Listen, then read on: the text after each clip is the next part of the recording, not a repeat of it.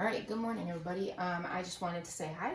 I miss you guys, and I can't wait to be back to school working with you. So like Mr. Wicklund said, if you guys have any questions specifically for me, you can always email me. Here's my email address. It's just like most of my last name, all right? You guys can also find that on the TPS website, or if you email any of your teachers, they have it. But if you use the Google Docs and submit the questions through there, it makes it really easy for me to be able to show you exactly where your questions are. All right, so I'm going to get started with the first part of the 8th grade math packet. All right, so the 8th grade math packet starts off talking about properties with exponents and things like that. So we're going to talk about some really basic stuff first, and then I'll get into the little bit more complicated stuff. So first of all, let's just have a little reminder.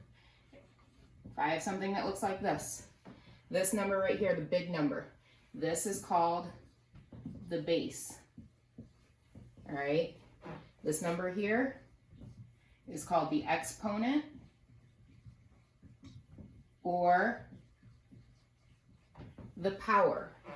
All right, so those two things are going to be really important as we're going through the rest of our lesson. So here, what does this mean? This means 5 to the 4th power, which means that I have the number 5 multiplied 4 times.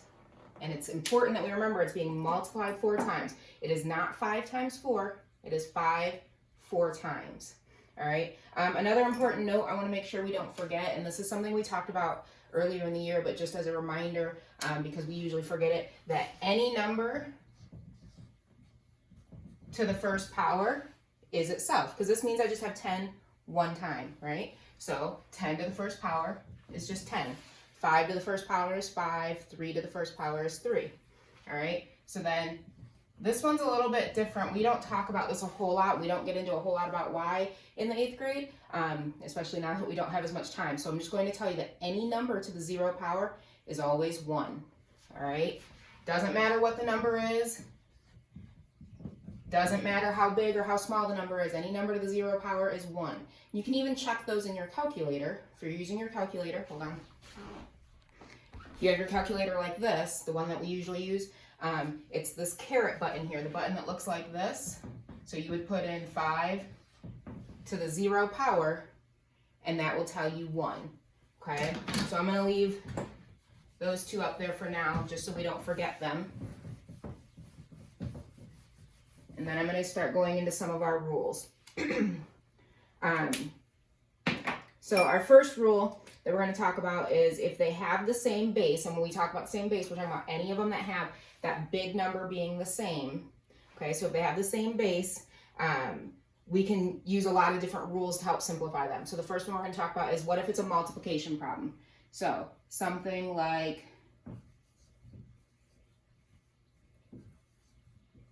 this right here. All right, well, this means 5 3 times. And this means 5 2 times. So how many 5s do I have now? I have 5 5s. Well, if we look at our exponents, how can we get a 5 from a 3 and a 2? All right, so let's look at another example. 10 squared times 10 to the 3rd power. Well, this means 10 2 times, and this means 10 3 times. How many 10s did I get? All right, so this is 10 again to the 5th power. So we notice 2 and 3 again gave me that 5. Well, we also know that 2 plus 3 is 5. So let's try it with a different number and see if we get the same thing. So if I take 3 to the 3rd power times 3 to the 4th power, this means 3 3s. And this one here means 4 3s. 3, 4. 1, 2, 3, 4, 5, 6, 7. Is 3 plus 4 7? Yes. So the rule, the shortcut, so that we don't have to list them all out every single time, is that if you have a multiplication problem,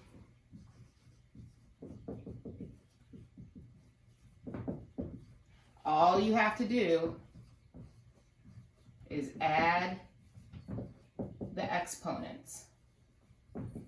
Oops.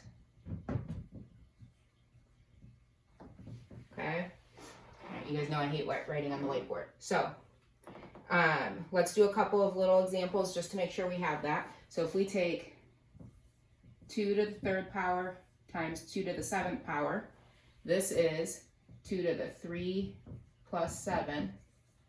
3 plus 7 is 10. So 2 to the 3rd times 2 to the 7th is 2 to the 10th power. All right, what about 4 times 4 to the 3rd? Well, what's my exponent here? If I just have this one time, that means my invisible exponent is a 1, and we can add that up here to our little reminder. Whenever we don't see an exponent, it's a 1, okay? That's our invisible exponent. So our invisible exponent here is a 1, and here we have a 3, so this is 4 to the 1st plus 3, which equals 4 to the 4th, okay? So what if we have multiple numbers in our row?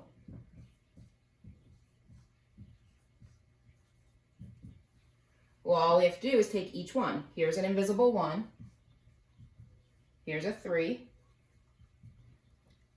2 more invisible 1s.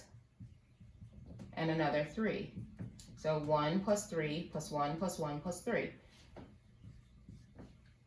So we have 4 to the 9th. Okay, when I add these together, I get my 9. Okay? All right, easy enough, right? I hope so.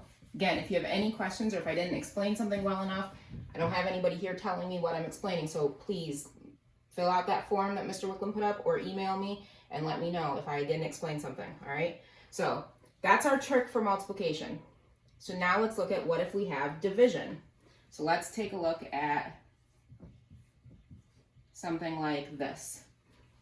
All right, well, let's first back up a little bit and talk about what does this equal? Any number over itself equals 1, right? So here I have 3, 4, 5, 6, and 7.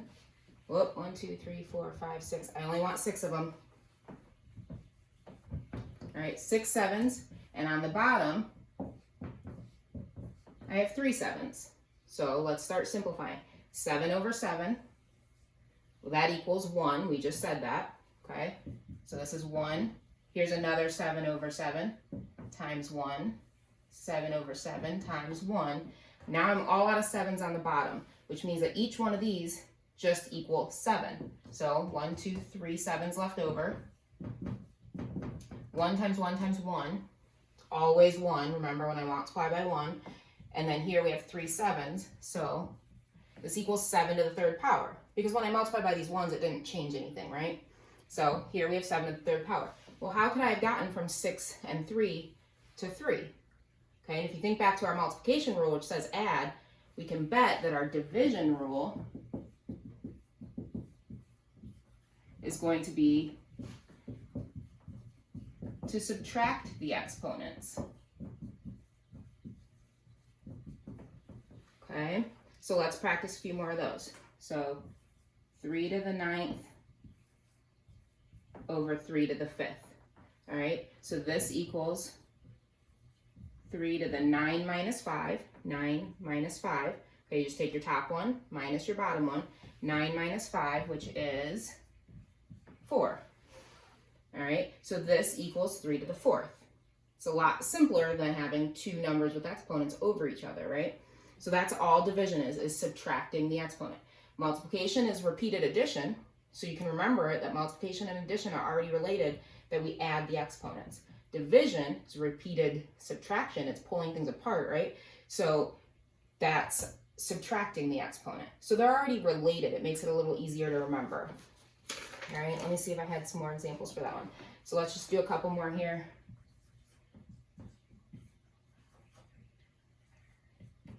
Okay, 3 to the 10th over 3 to the 3rd. This means 10 minus 3. So 3 to the 10 minus 3, which equals 3 to the 7th. All right, so if you try and use your calculator to do this, what this is going to do is it's going to give you the actual answer, whatever 3 to the 7th is. 3 times 3 times 3, 7 times.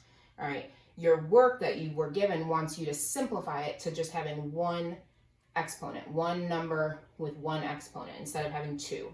Okay, so this is the goal. This is what your answer is for right now. Eventually, part of your work asks you to evaluate things, and when it asks you to evaluate, that's where you're actually going to solve for this and tell me what is 3 times 3 times 3 times 3 times 3 times 3 times 3. So it's 7 times. All right, but for right now, for the first few, you're just simplifying. All right, everybody good? All right. So let's look at the next piece. I'm going to erase these parts, so hopefully you wrote them down.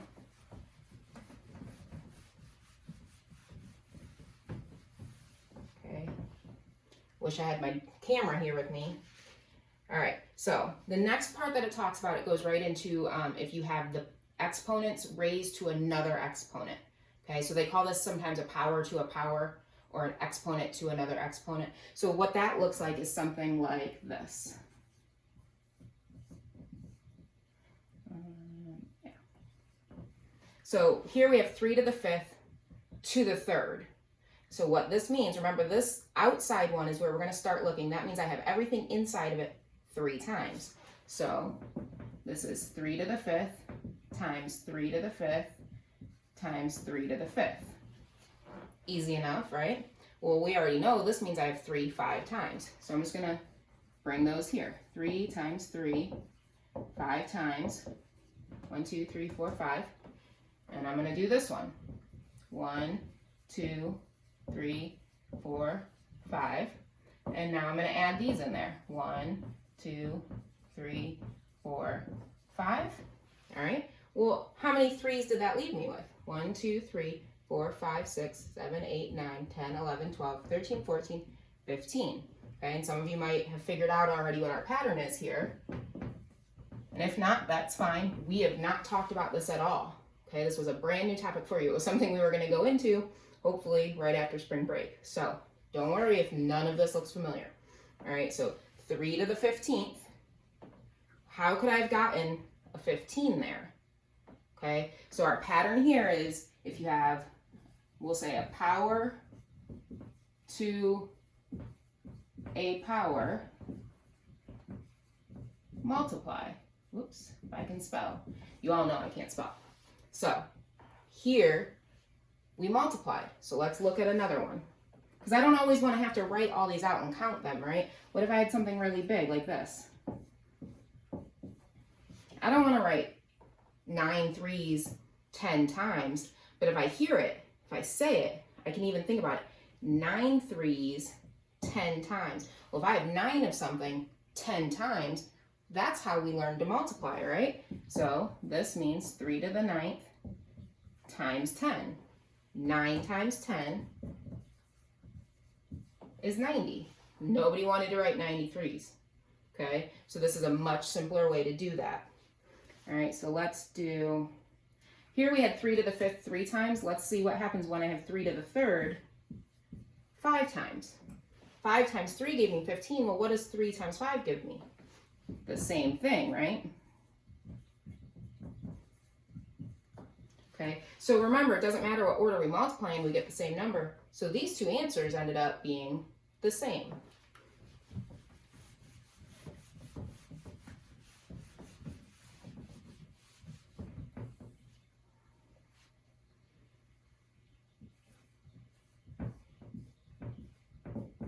Okay, 2 to the 6th to the 7th.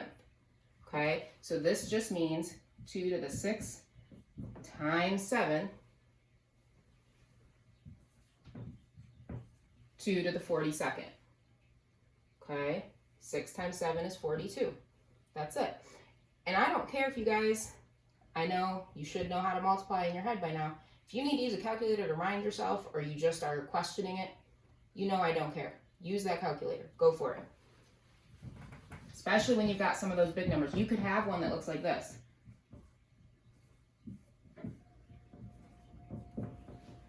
Okay, 2 to the 102nd to the 3rd. All right. 102 times 3. Okay, we got there by doing 102 times 3 to get 306. Okay. All right.